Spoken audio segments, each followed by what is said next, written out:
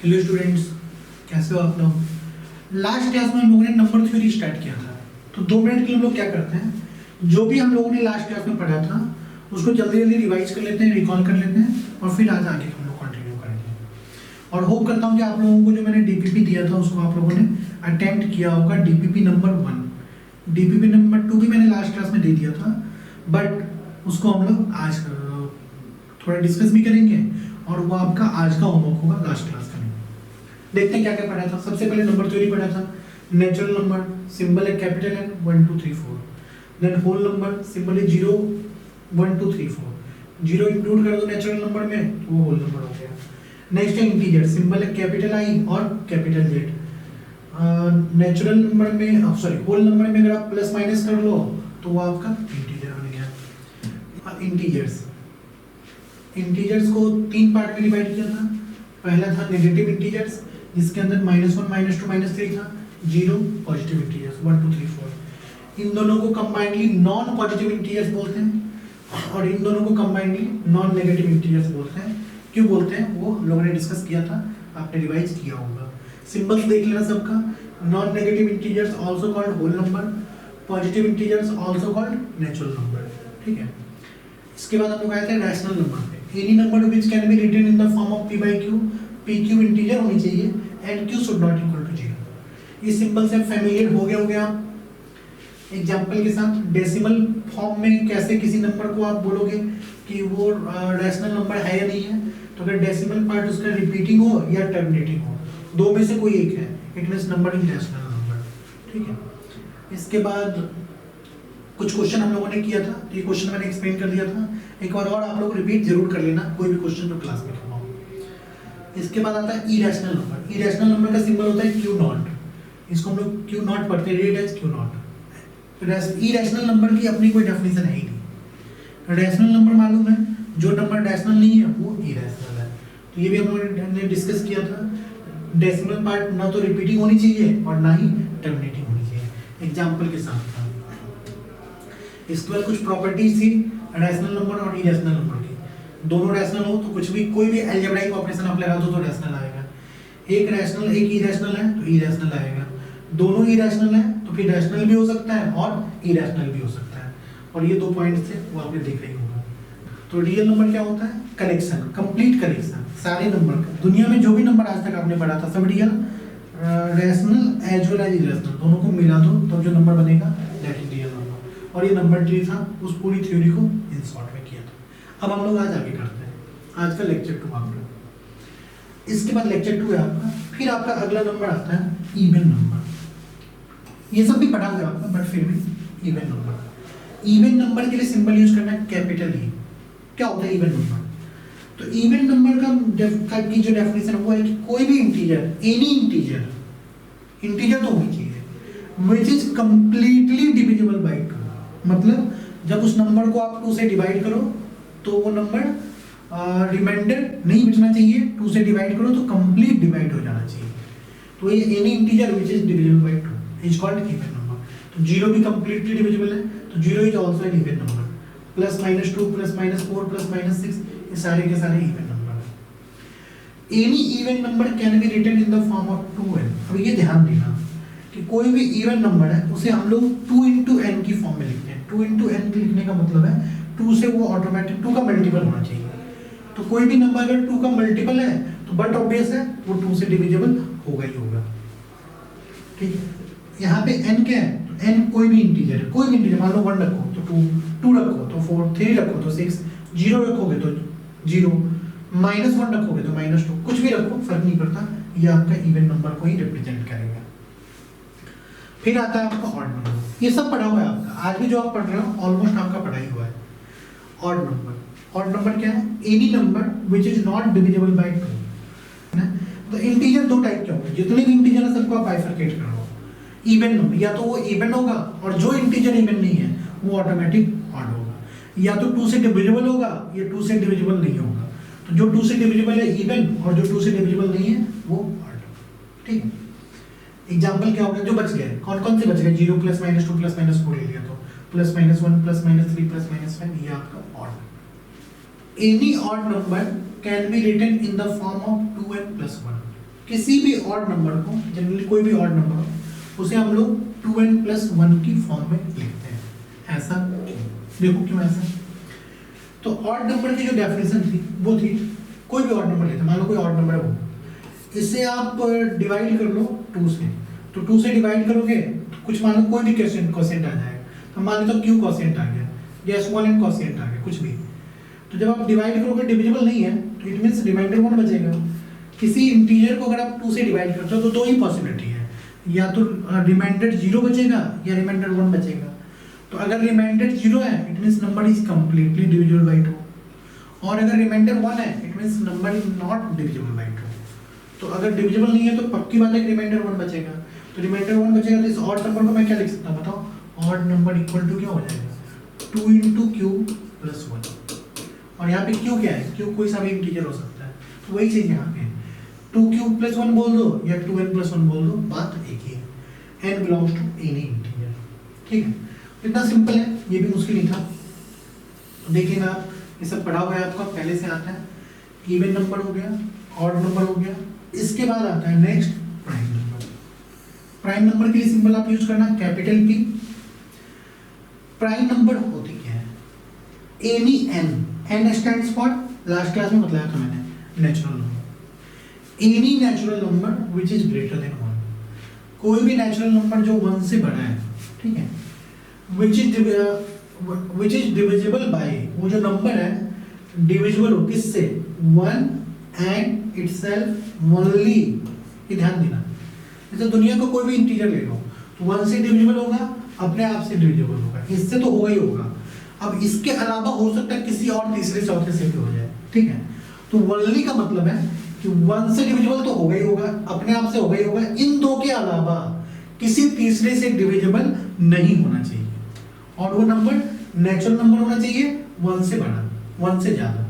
तो देखो 2, सबसे पहले 2 पे आता है, 1 से बड़ा नेचुरल नंबर 2 1 से डिविजिबल है और अपने आप 2 से डिविजिबल है।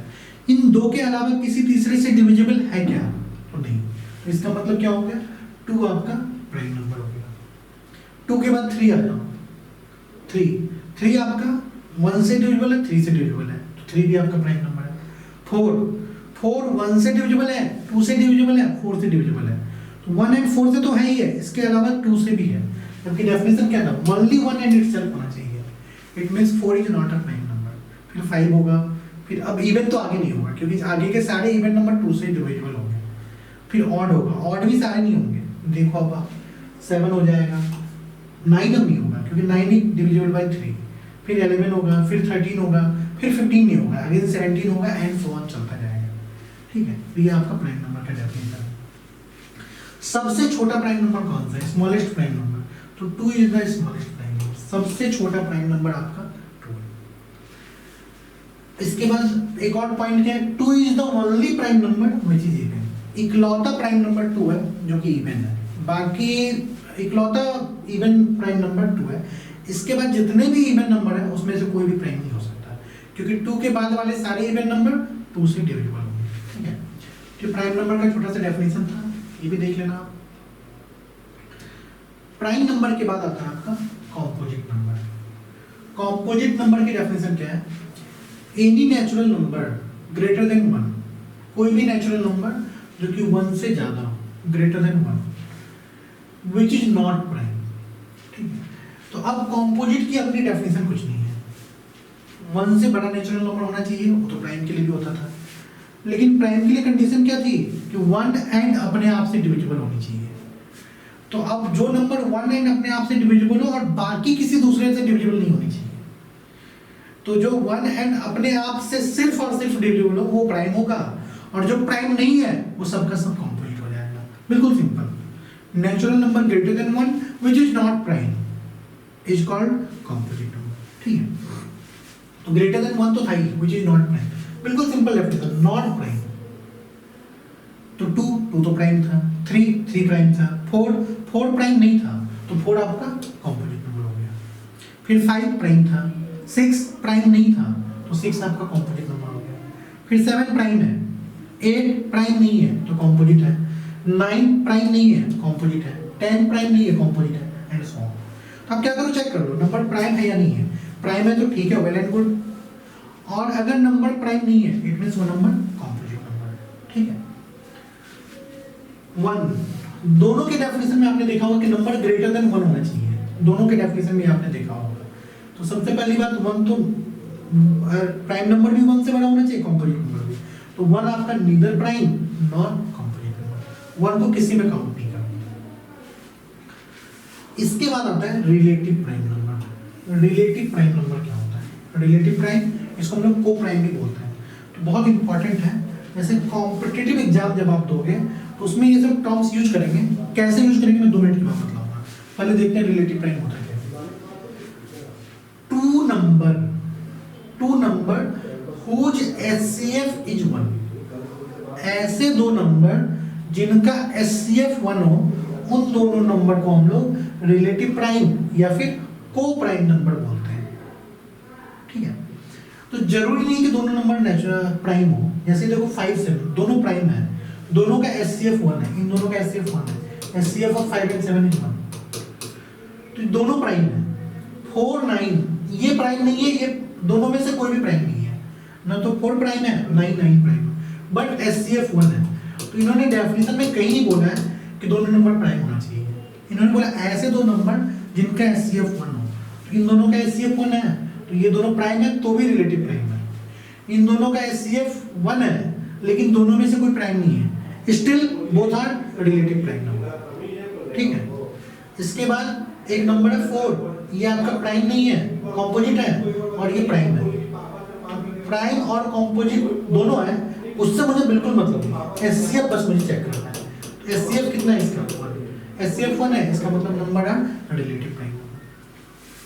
समझ में आया क्या? कितना आसान है। अब मैं आपको बताता हूँ कि इसका एप्लीकेशन कैसे आएगा, एग्जाम में क्वेश्चन कैसे आएंगे। एग्जाम में क्वेश्चन इस टाइप से आएगा कि मान लो आपने कोई क्वेश्चन दिया, उन्होंने कोई क्वेश्चन दे दिया सॉल्व करने को। जब आप उस क्वेश्चन को सॉल्व करते हो तो लास्ट में x की वैल्यू आ गई 3 and 10, आपका आंसर आ गया 3 and 10, ठीक है। और ये आपसे क्या बोलेंगे, ये ऑप्शन जो देंगे, ऑप्शन देंगे फर्स्ट ऑप्शन, देन जो आपका ऑप्शन होगा, और एक कॉम्पिटिटिव एग्जाम में सारे के सारे आपके ऑब्जेक्टिव है। तो जो आपका ऑप्शन होगा then x is, first option होगा 3 और 10 नहीं होगा, आपका आंसर 3 and 10 है। ऑप्शन होगा कॉम्पोजिट प्राइम, सॉरी जो फर्स्ट ऑप्शन होगा prime, x is prime. Second option हो जाएगा x is coprime. Third option आ जाएगा आपका x is twin prime, twin prime इसके जस्ट बाद हम लोग पढ़ेंगे, ट्विन प्राइम। फोर्थ ऑप्शन आ जाएगा x is, sorry x is, या फोर्थ ऑप्शन दे देंगे none of this, none of this. इस टाइप से मान लो ऑप्शन आ गया, x की 2 वैल्यू आई, आपका आंसर आ रहा है 3 and 10, और ऑप्शन है प्राइम। तो देखो ये प्राइम तो है बट ये प्राइम नहीं है, फर्स्ट ऑप्शन इज रॉन्ग। को प्राइम, तो अब आपको को प्राइम की डेफिनेशन नहीं मालूम और आपने पूरे क्वेश्चन को कर लिया, 4 मार्क्स का क्वेश्चन होता है, आपने कंप्लीट क्वेश्चन को सॉल्व कर लिया, लेकिन इतना करने के बाद अगर आपको को प्राइम नहीं मालूम तो अब आप कंफ्यूज हो जाओगे कि को प्राइम क्या होता है। पता नहीं ये दोनों को प्राइम है या नहीं है, लगेगा ये तो प्राइम है ही नहीं, तो फिर को प्राइम कैसे होगा। तो अगर आपको को प्राइम नंबर नहीं मालूम तो आपका कोई आता हुआ क्वेश्चन भी रॉन्ग हो जाएगा, आप इसमें स्कोर नहीं कर पाओगे। आंसर इज 3 and 10, इन दोनों का एचसीएफ कितना है 1, इट मींस को प्राइम। ट्विन प्राइम नहीं है, ये हम लोग आगे पढ़ेंगे। तो अब आपको ये आइडिया लग गया होगा कि किस टाइप के क्वेश्चन आते हैं और कैसे इन थ्योरी को, इन चीज़ों को जो आप पढ़ रहे हो, कैसे क्वेश्चन में आप इनको अप्लाई करोगे, ठीक है। नेक्स्ट, इसके बाद आता है ट्विन प्राइम। ट्विन प्राइम क्या होता है? 2 prime number whose difference is 2। तो ट्विन प्राइम होने के लिए नंबर को प्राइम होना कंपलसरी है, हुज डिफरेंस इज 2। तो अब इसका कंपलसरी क्या हो गया कि नंबर को प्राइम होना चाहिए। को प्राइम में प्राइम होना कंपलसरी नहीं था, बट ट्विन प्राइम में प्राइम होना कंपलसरी है। और ऐसे दो प्राइम जिनका डिफरेंस 2 है, जैसे देखो 3 5 दोनों प्राइम है और डिफरेंस 2 है। 5 7 दोनों का दोनों नंबर प्राइम है और डिफरेंस 2 है। 11 13 दोनों का दोनों प्राइम है और डिफरेंस 2 है। तो ये ऐसे क्वेश्चंस हैं जिनका ये ऐसे नंबर है जिनका, ऐसे प्राइम नंबर है जिनका डिफरेंस 2 है, ऐसे नंबर को ट्विन प्राइम बोलेंगे। 7 9 को बोल सकते हो क्या? ये भी ट्विन प्राइम होगा? नहीं, रॉन्ग, क्योंकि ये प्राइम है बट ये प्राइम है ही नहीं। 11 को बोल सकते हो क्या? नहीं, क्यों? प्राइम तो दोनों है लेकिन डिफरेंस 2 नहीं है, डिफरेंस इज 4, तो ये भी नहीं होगा। तो ऐसे दो प्राइम नंबर जिनका डिफरेंस 2 उनको हम लोग ट्विन प्राइम बोलते हैं। तो यही छोटा सा टॉपिक था नंबर थ्योरी का। जितने भी नंबर मैंने 12 टाइप के नंबर बतलाए हैं उन नंबर को अच्छे से पढ़ना, जो सिंबल था उसको बहुत अच्छे से पढ़ लेना। और ये जो बाद में आपने को प्राइम ट्विन प्राइम पढ़ा है, रिलेटिव प्राइम, इसका एप्लीकेशन आता है क्वेश्चन में। अगर आपको ये सब टर्म्स नहीं मालूम होंगे तो कुछ क्वेश्चन ऐसे होंगे जो आपको कंप्लीट आ रहा होगा बट फिर भी आप स्कोर नहीं कर पाओगे, कि छोटी छोटी चीजें क्लियर करना। ठीक है, अब आते हैं लास्ट क्लास की बात करते हैं। तो लास्ट क्लास में मैंने लास्ट में एलसीएम और एचसीएफ के भी कुछ क्वेश्चन करवाया था डीपीपी से। तो एक दो बच्चों का क्वेरी आया कि सर वो एलसीएम और एचसीएफ में थोड़ा कंफ्यूजन है, वो भी थोड़ा सा डिटेल में बतला दीजिए। तो कोई इशू नहीं है, मैं एलसीएम और एचसीएफ भी बता देता हूँ प्राइम फैक्टर से कैसे करते हैं। सबसे पहले एलसीएम एंड एचसीएफ कैसे फाइंड करोगे, ध्यान से देखो। मान लेते दो नंबर, एक नंबर है n1 और दूसरा नंबर है n2। n1 and n2 are two numbers.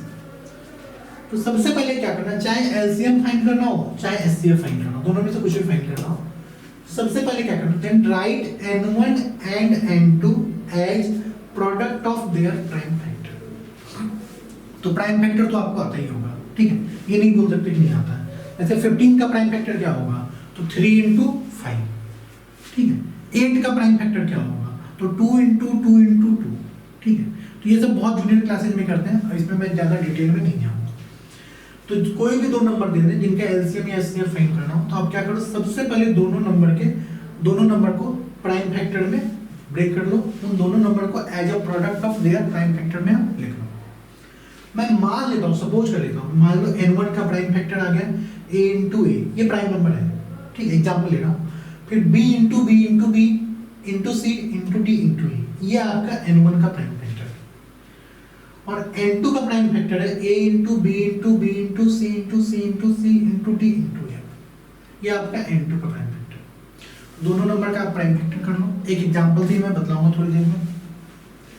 फिर आप क्या करो, ढूंढो कौन कौन सा कॉमन प्राइम फैक्टर। देखो ये a जो है ये दोनों में है, ठीक है, ये वाला a इसमें तो है बट इसमें नहीं है।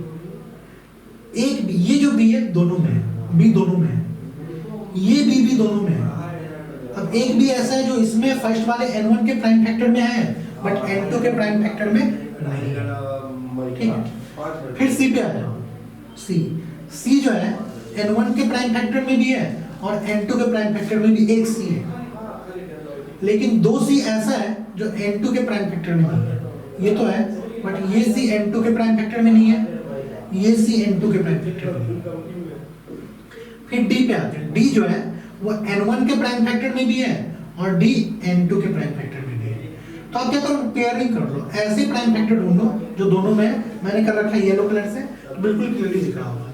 e n1 के प्राइम फैक्टर में है बट n2 में नहीं है, f n2 के प्राइम फैक्टर में तो है बट n1 में नहीं है। तो सबसे पहले आप पेयरिंग कर लो, ठीक है।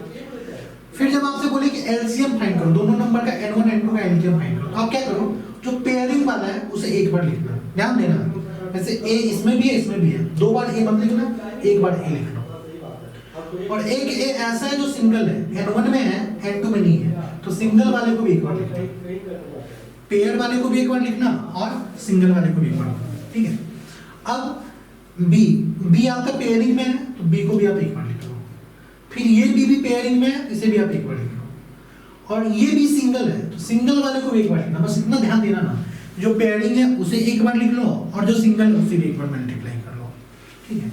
देखो ये सी पेयरिंग में तो एक बार सी लिख लिया, ये सी सिंगल है तो एक बार सी सिंगल लिखा, ये सी सिंगल है तो एक बार सी सिंगल लिखा। डी पेयरिंग में तो एक बार डी, फिर सिंगल में डी नहीं है तो फिर लिखने की जरूरत ही नहीं है। ई सिंगल है तो एक बार सिंगल ई और एक बार सिंगल एफ। ये जो आपका प्रोडक्ट आएगा यही आपका प्राइम नंबर, यही आपका n1 n2 का एलसीएम हो गया, बहुत सिंपल है।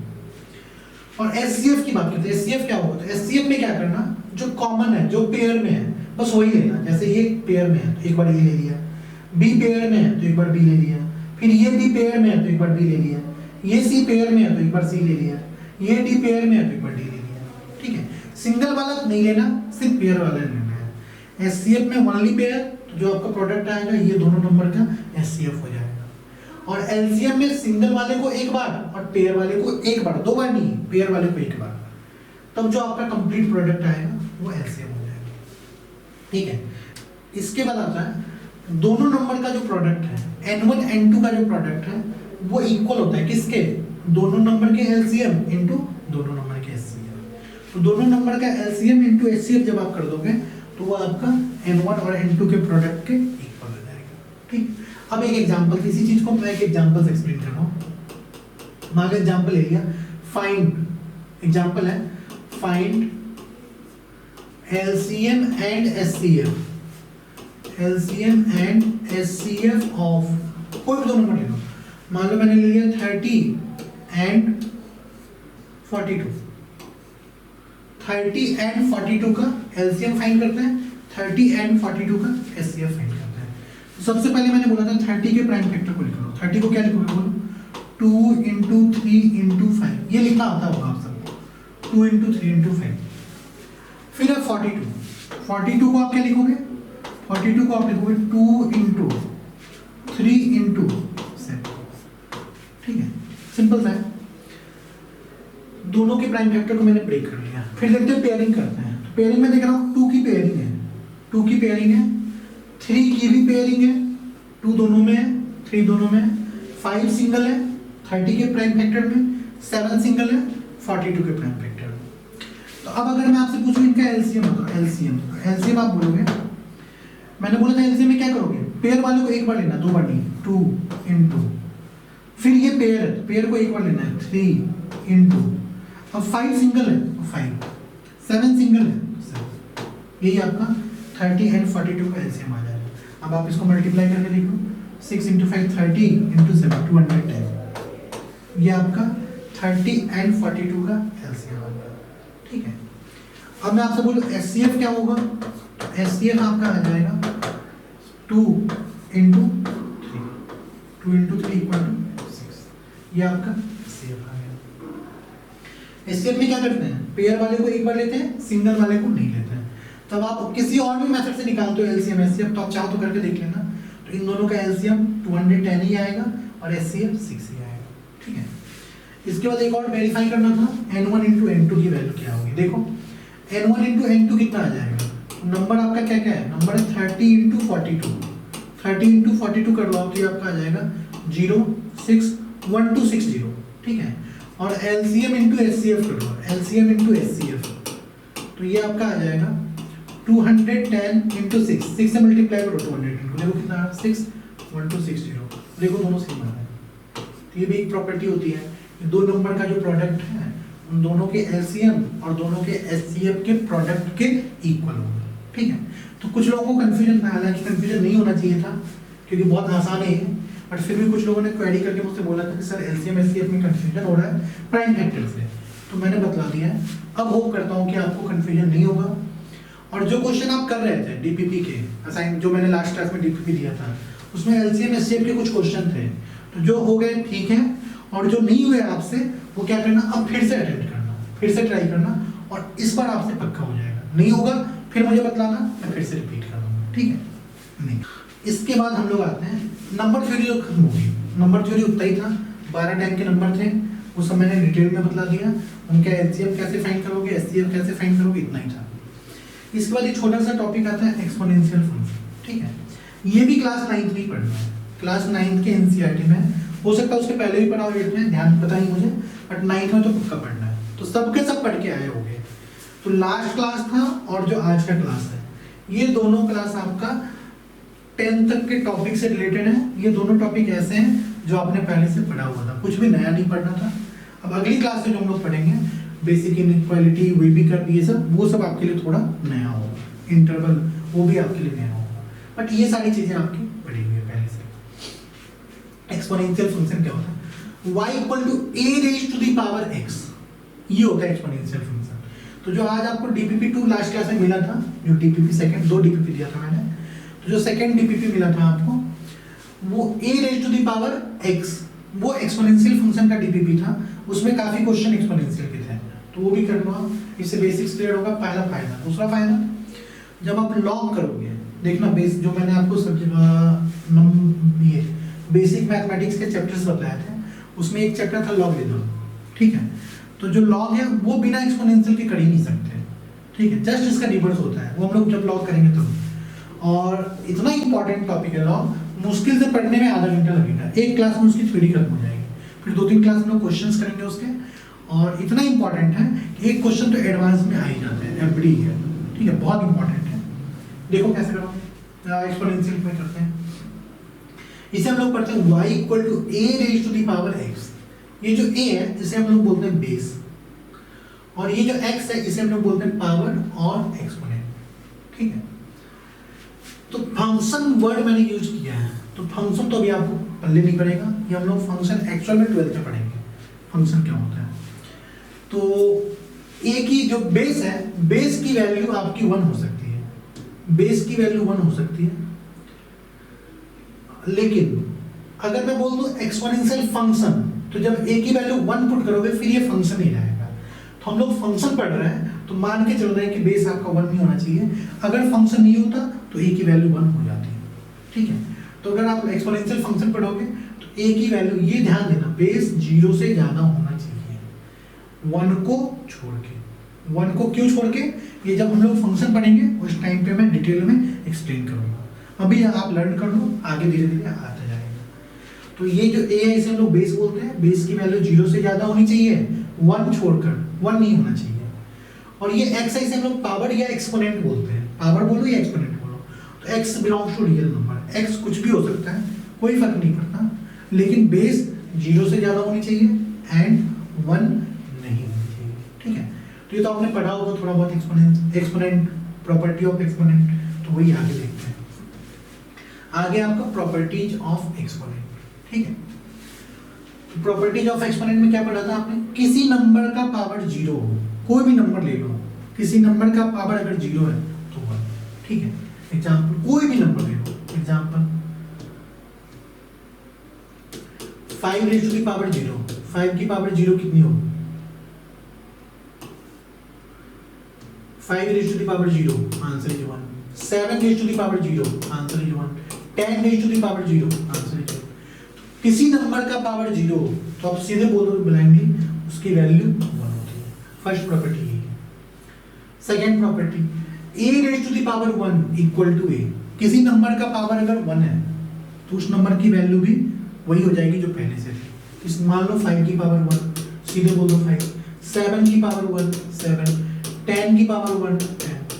किसी नंबर का पावर 1 होगा तो नंबर वही का वही रह जाएगा, कोई चेंजेस उसमें नहीं है, ये सब पढ़ा हुआ है आपने। नेक्स्ट थर्ड प्रॉपर्टी,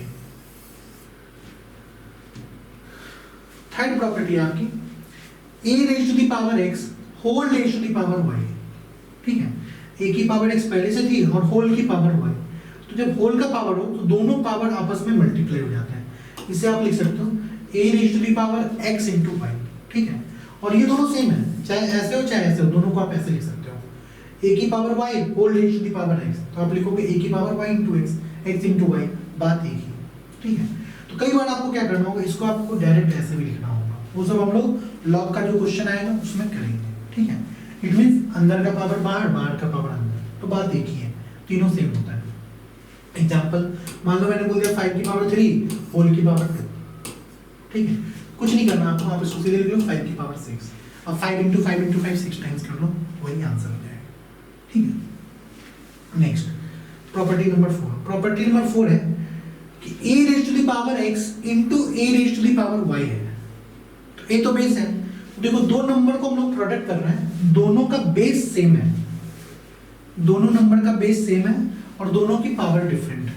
तो आप क्या करोगे, सिंपली दोनों के पावर को ऐड कर दो, जैसे 5 raise to the power 3 into 5 raise to the power 2, ठीक है। तो आप डायरेक्ट इसको बोल सकते हो 5 की power 3 plus 2 that is 5 raise to the power 5। अब 5 इंटू 5 इंटू 5 5 टाइम्स कर लो, आंसर आ जाएगा। और प्रॉपर्टी नंबर 5 क्या है, a raise to the power x divided by a raise to the power y। दो नंबर अगर डिवाइड में है और दोनों का बेस सेम है तो पावर को आप सब्ट्रैक्ट करोगे, जैसे 7 की पावर 4 बाय 7 की पावर 3, तो आप उसको डायरेक्ट बोल दोगे 7 की पावर 4 माइनस 3 दैट इज 7 की पावर 1। 7 की पावर 1 कितनी होगी, 7। प्रॉपर्टी नंबर 2 से इसमें दो प्रॉपर्टी यूज हो रही है, property number 5 and property number 2, ठीक है। ये समझ में आ गया होगा आप लोगों को, ये सब पढ़ा हुआ है। Next property number 6, property number 6 है a into b whole h to the power x, ठीक है, इसकी वैल्यू क्या होगी? तो इसको आप ऐसे भी कर सकते हो। अब क्या है कि बेस तो अलग अलग है लेकिन पावर सेम है। आप क्या करो, दोनों को सिंपली ब्रैकेट को नॉर्मल ओपन कर दो। आप इसे लिख सकते हो a की पावर x इंटू बी की पावर x, जैसे मैंने बोल दिया 3 इंटू 2 की पावर 2, ठीक है। तो आप इसको ऐसे भी कर सकते हो 3 की पावर 2 इंटू 2 की पावर 2, 3 की पावर 2 9, 2 की पावर 2 4, 9 इंटू 4 36। अगर आप डायरेक्ट करते तो क्या आ जाता, 3 इंटू 6, 6 का स्क्वायर 36। बात एक ही है। तो आप इन दोनों के प्रोडक्ट को ऐसे भी लिख सकते हो, मल्टीप्लाई में तो भी सेपरेट कर सकते हो और डिवाइड में तो भी सेपरेट कर सकते हो। प्रॉपर्टी नंबर 7 ये है, ठीक है। तो देखें ना दोनों प्रॉपर्टी को, ये दोनों प्रॉपर्टी भी आपको पहले से मालूम होगा। Next property number 8, property number 8 है a raise to the power minus n। ध्यान से देखना, n के आगे मैंने माइनस साइन लगा दिया है, तो जब भी पावर एक्सपोनेंट नेगेटिव हो, ठीक है, तो उसको रेसिप्रोकल करके एक्सपोनेंट को पॉजिटिव कर देना। आप इसे लिख सकते हो 1 upon a raise to the power n। Example मान लो मैंने दे दिया 5 raise to the power minus 2, simply आप बोलो 1 by 5 raise to the power 2 that is equal to 1 by 25, ठीक है। अब यहाँ पे 8 और 9 सेम प्रॉपर्टी है बट फिर भी मैंने अलग अलग लिख दिया। a raise to the power minus 1, तो 8 के अकॉर्डिंग आप क्या लिखोगे 1 अपॉन a की पावर 1, और a की पावर 1 a होता है, तो किसी भी नंबर का पावर माइनस 1 हो तो जस्ट आप उस नंबर को रेसिप्रोकल कर देना। 7 की पावर माइनस 1 1 बाई 7, 10 की पावर माइनस 1 1 बाई 10, ठीक है। तो पावर माइनस 1 मतलब नंबर का रेसिप्रोकल। अब आ जाओ प्रॉपर्टी नंबर 10 पे। प्रॉपर्टी नंबर 10 है kth root of a, kth root of a, इसे हम लोग पढ़ते हैं, इसे आप पढ़ोगे kth root of a, kth root of a। अगर कुछ ऐसा लिखा हो कि kth रूट ऑफ a, ये इक्विवेलेंट होता है a raise to the power 1 upon k, ठीक है। जैसे अगर मान लो मैंने लिख दिया, एग्जांपल ध्यान से देखना 8, इसे आप क्या लिखोगे, क्या पढ़ोगे क्यूब रूट ऑफ 8। ये जो सिंबल है इसका मतलब हो गया क्यूब रूट ऑफ 8, तो इसे आप ऐसे भी लिख सकते हो 8 raise to the power 1 by 3, तो इसकी वैल्यू कितनी हो जाएगी क्यूब रूट ऑफ 8 2, ये आपको मालूम है। आपको समझ में आना चाहिए कि दोनों चीजें सेम होती है। तो आप इस एक्सप्रेशन को ऐसे लिख सकते हो provided k belongs to natural number. ये ध्यान देना बहुत बहुत इंपॉर्टेंट है, जनरली लोग इसमें मिस्टेक कर जाते हैं, ठीक है। और आगे मैं क्वेश्चन करवाऊंगा और ये मिस्टेक आपसे भी होगा, तो अभी से आप ध्यान देके रखो कि ये मिस्टेक आपसे नहीं होनी चाहिए। k नेचुरल नंबर होनी चाहिए, अगर k नेचुरल नंबर नहीं है फिर आप इसे ऐसे नहीं लिख सकते हो। जैसे मैंने बोल दिया 5/12 रूट ऑफ 8, तो आप जनरली आदत क्या होती है 8/5/2 है, इस साइड लाकर आप लिख लो 2/5, ऐसे कर लो। ये कंप्लीटली रॉन्ग है, ऐसा नहीं लिख सकते, ये रॉन्ग है।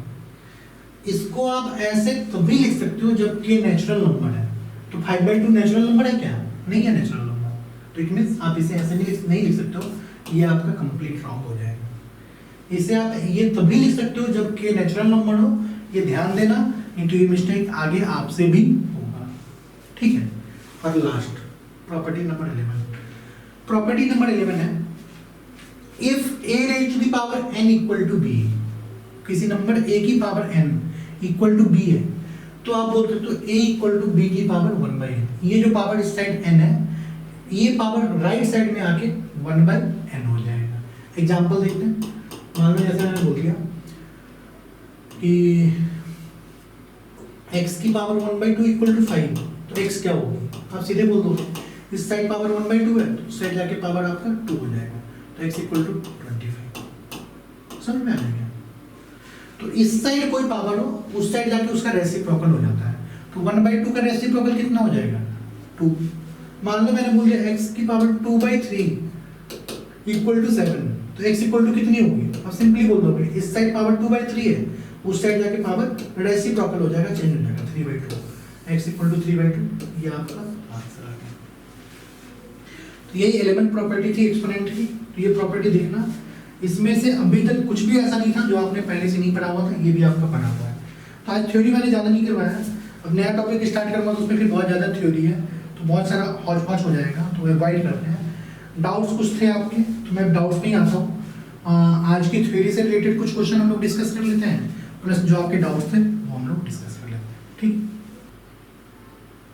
क्वेश्चन नंबर 11 देखो, बिल्कुल वही है जो अभी मैंने डिस्कस किया था।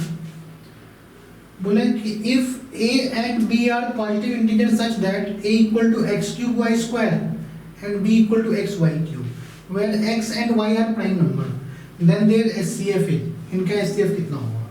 जस्ट आप क्या कर लो, a equal to लिख लो x into x into x into y into y, prime factor में ब्रेक कर लो, और b equal to आप लिख लो x into y into y into y, y cube है, ठीक है। और फिर मैंने बोला था पेयरिंग करना, तो एक x का पेयरिंग हो गया, ये एक सिंगल है, ये एक सिंगल है, ये y का एक पेयरिंग हो गया और ये दूसरे y का पेयरिंग हो गया। तो देखो एक x आपका पेयरिंग में आ गया तो x, एक y पेयरिंग में तो y, और एक और y पेयरिंग में तो y। तो SCF में मैंने बोला था कि आप सिर्फ पेयरिंग वाला पार्ट लेना, कितना आ जाएगा आपका x into y स्क्वायर। तो जिनके डाउट थे क्वेश्चन नंबर 11 अब समझ में आ गया होगा कि कैसे हम लोग SCF करेंगे। अगर बोला होता है LCM करने तो क्या करते बताओ, तो आपके LCM, ये आपका SCF था, SCF। अगर इन्होंने बोला होता है LCM, तो LCM में क्या करते बोलो, LCM में आप करते x को एक सिंगल बार लेते हैं, सिंगल वाले x को भी एक बार लेते हैं, x into x into pair वाले y को एक बार, सिंगल y को एक बार, और फिर से पेयर वाले y को एक बार। तो आपका आंसर आ जाता x cube into y cube. पूछा नहीं है, लेकिन अगर पूछा होता है LCM तो ये हो जाता। तो अब आइडिया लग गया होगा आपको कैसे इस मेथड से LCM एंड SCF फाइंड करते हैं। क्वेश्चन नंबर 13 है, a equal to 2 into 2 into 3 into 3 into 3 into 5 into 5 into 5 into 5 and b equal to है 2 into 2 into 2 into 3 into 3 into 5। तो पेयरिंग कर लो, सबसे पहले आप पेयरिंग कर लो। तो पेयरिंग जब आप करोगे तो 2 2 का एक पेयर बन गया, ये भी 2 का एक पेयर बन गया, ये 3 का एक पेयर बन गया, ये वाला 3 सिंगल है, इस 3 का भी एक पेयर बन गया, ये वाला 3 सिंगल है, और एक 5 का पेयर बन गया, ठीक है। तो पेयरिंग मैंने कर ली। अब SCF बोला है, बहुत सिंपल है, SCF में सिर्फ पेयर लेते हैं, सिंगल वाले को नहीं लेते हैं। तो SCF क्या आ जाएगा आप बताओ, आपका SCF आ जाएगा पेयर वाला 2 एक बार, फिर दूसरा पेयर वाला 2, फिर पेयर वाला 3 इंटू 3 इंटू 5। ये कितना आ रहा है 4 इंटू 9 36 इंटू 5 180। तो जो आपका LCM होगा वो A एंड B का, सॉरी SCF जो होगा आपका A एंड B का वो आपका 180 हो जाएगा LCM। हाँ अब ये देखो question number 18, SCF of two number is 27 and their LCM is 162. If one of the number is 54, then what is another number? दूसरा नंबर क्या होगा? तो अभी मैंने एक प्रॉपर्टी बताया था LCM 27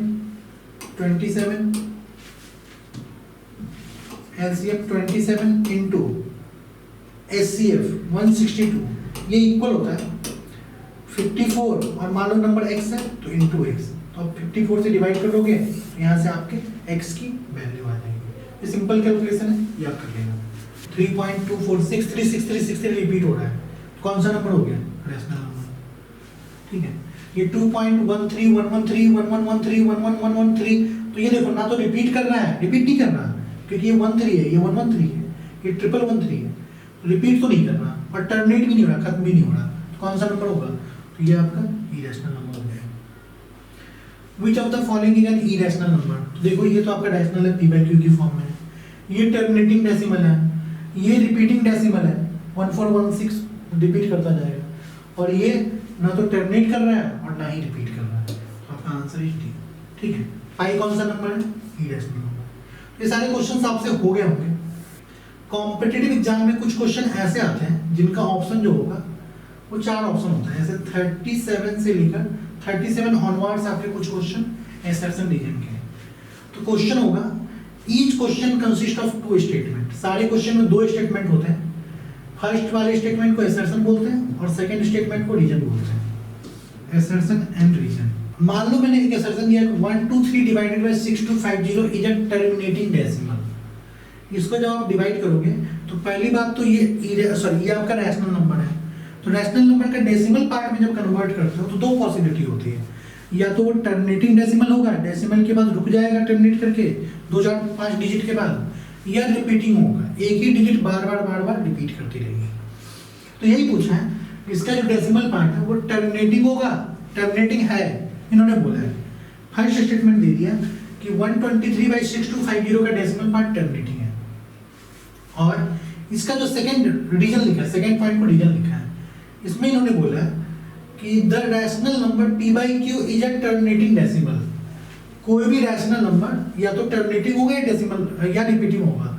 तो टर्मिनेटिंग तभी होगा जब q का जो प्राइम फैक्टर होगा उसमें सिर्फ 2 और 5 हो। ये ध्यान देना, डिनोमिनेटर का जो प्राइम फैक्टर होगा उसमें सिर्फ 2 और 5 होना चाहिए, 2 5 के अलावा और कुछ नहीं होना चाहिए। 2 नहीं है तो भी चलेगा, 5 नहीं है तो भी चलेगा, लेकिन 2 5 के अलावा कोई तीसरा प्राइम फैक्टर नहीं होना चाहिए। अगर ऐसा है तब तो वो टर्मिनेटिंग डेसिमल होगा। और 2 5 के अलावा मान लो 3 आ गया प्राइम फैक्टर में, 7 आ गया, 13 आ गया, 11 आ गया, तो फिर वो कभी भी टर्मिनेटिंग डेसिमल पार्ट उसका नहीं होगा। उसका डेसिमल पार्ट जब भी होगा रिपीटिंग ही होगा। ठीक है, हम लोग देखते हैं 6250 का प्राइम फैक्टर देखो क्या आएगा। 6250 का प्राइम फैक्टर सिंपली हम लोग करते हैं 2 से, बिल्कुल बेसिक से स्टार्ट करते हैं, जैसे आप जूनियर क्लास में आपने किया होगा। 3 फिर 1, ठीक है, फिर 2 फिर 5, 3 1 2 5, ठीक है। अब देखो 3 से ये होगा नहीं, 5 से डिवाइड करते हैं, 5 से कितने टाइम्स आ जाएगा, 6 2 5, 625 को आप 5 से डिवाइड कर लो तो 1 2 5, फिर इसे 5 से डिवाइड करो तो 25, फिर इसे 5 से डिवाइड करो तो 5 5। तो आप तो 6250 को क्या लिख सकते हो, 6250 को आप लिख सकते हो 2 × 5 raised to the power 5, ये लिख सकते हो। तो देखो q मींस डिनोमिनेटर पार्ट, उसे हम लोग 2 की पावर 1 × 5 की पावर 5 की फॉर्म में लिख पा रहे हैं। 2 5 के अलावा कोई तीसरा प्राइम है क्या, नहीं है, नहीं है। इसका मतलब इसका जो डेसिमल पार्ट होगा वो टर्मिनेटिंग डेसिमल पार्ट होगा। तो इसका मतलब a भी राइट है, r भी राइट है, और a को राइट होने के लिए r जो है a का करेक्ट एक्सप्लेनेशन है। a को जो एक्सप्लेन किया है वो r ने एक्सप्लेन किया है। आप बोलोगे both assertion a and reason are true, दोनों ट्रू है, and reason r is correct explanation of assertion a। Reason r जो है असर्शन a को करेक्ट एक्सप्लेन कर रहा है। ठीक है, ऐसा भी हो सकता है कि दोनों ट्रू हो, both are true, but reason r is not a correct explanation of assertion, तो फिर हम b को टिक करते हैं। कई बार होगा a ट्रू होगा r फॉल्स होगा तो फिर c को टिक करोगे, a फॉल्स होगा और r ट्रू होगा तो d को टिक करोगे। तो देखना ऐसे कुछ और क्वेश्चन है, अटेम्प्ट करना, वो भी आपसे हो जाएगा। एक और देख लेते हैं 39 number. HCF of 2 number is 9 and their LCM is 2016। फिर इन्होंने बोला कि if one of the number is 54 then other number is 306। एक नंबर 54 है तो दूसरा नंबर 306 होगा। और इसके लिए रीजन क्या दिया, for any two positive integer AB HCF of AB into LCM of AB equal to A into B। तो देखते हैं, सबसे पहले मैं मान लेता हूँ सेकंड नंबर x है, मुझे नहीं मालूम, मैं x मान लेता हूँ। तो क्या हो जाएगा, LCM of 2 number 9, sorry LCM of 2 number वो 2016 into SCF of 2 number into 9, ये इक्वल होगा 54 इंटू एक्स के, 54 इंटू एक्स के। तो x की वैल्यू कितनी आ जाएगी, x की वैल्यू आ जाएगी 9 इंटू 2016 डिवाइडेड बाय 54। ठीक है, सबसे पहले हम डिवाइड करते हैं 9 से, 6 टाइम्स कैंसिल हो गया, और ये 6 से कितने टाइम्स कैंसिल होगा, देखो 6 into 3 times 2 remainder 2 21, 6 into 3 remainder 3 36, 336 आ रहा है।